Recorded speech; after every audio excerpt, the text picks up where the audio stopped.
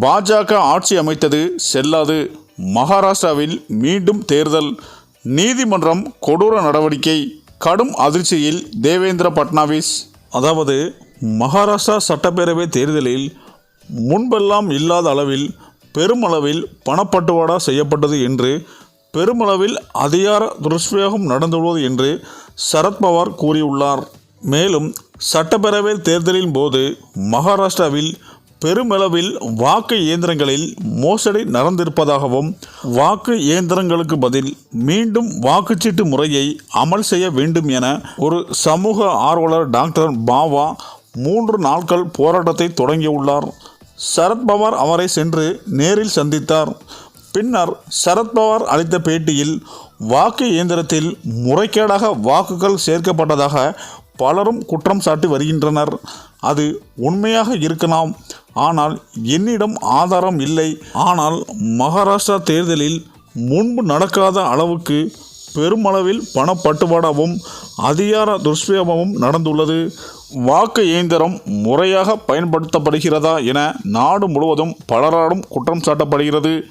இது பற்றி நாடாளுமன்றத்தில் எதிர்க்கட்சிகள் பேச முயற்சிக்கும் போதெல்லாம் அதற்கு அனுமதி மறுக்கப்படுகிறது.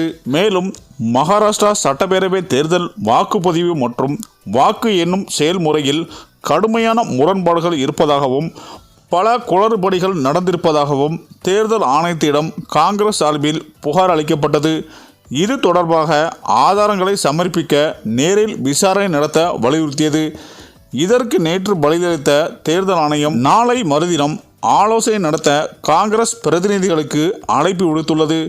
மேலும் மகாராஷ்டிராவின் பின்பற்றப்பட்ட அனைத்து தேர்தல் நடைமுறைகளும் வெளிப்படைத்தன்மை இல்லை என்று, காங்கிரஸ் அனைத்து நியாயமான கவலைகள் குறித்தும் ஆய்வு செய்யப்படும் என்று கூறியுள்ளது. இந்த நிலையில்தான் முதல்வராக பதவியேற்றதில் இருந்து தேவேந்திர பட்னாவிஸ் தலைமையில் பாஜக முன்னின்று முடிவுகளை எடுத்து வருகிறது. ஆட்சியை மட்டுமின்றி அரசியல் அதிகாரத்தையும் தன் கையில் வைத்திருக்க பாஜக விரும்புகிறது. இந்த நிலையில்தான் தற்போது பதவியேற்பு விழாவும் நடந்து முடிந்துள்ளது.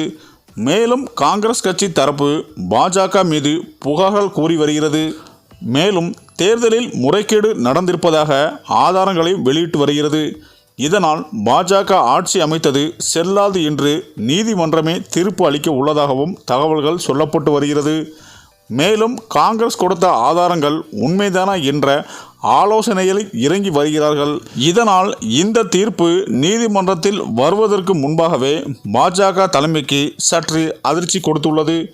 மேலும் பாஜக ஆட்சி கவிழ்ந்து விடுமோ என்ற அச்சத்தில் பாஜகவினர் இருந்து வருகிறார்கள் என்பதும் குறிப்பிடத்தக்கது என அரசியல் வட்டாரங்கள் கூறி வருகின்றனர். சரி, இந்த வீடியோ பற்றிய உங்கள் கருத்துக்களை கமெண்ட்டில் சொல்லுங்கள். மேலும் வீடியோ பிடித்திருந்தால் லைக் பண்ணுங்கள், ஷேர் பண்ணுங்கள். மறக்காமல் நம்ம சேனலை சப்ஸ்கிரைப் பண்ணிக்கோங்க. நன்றி.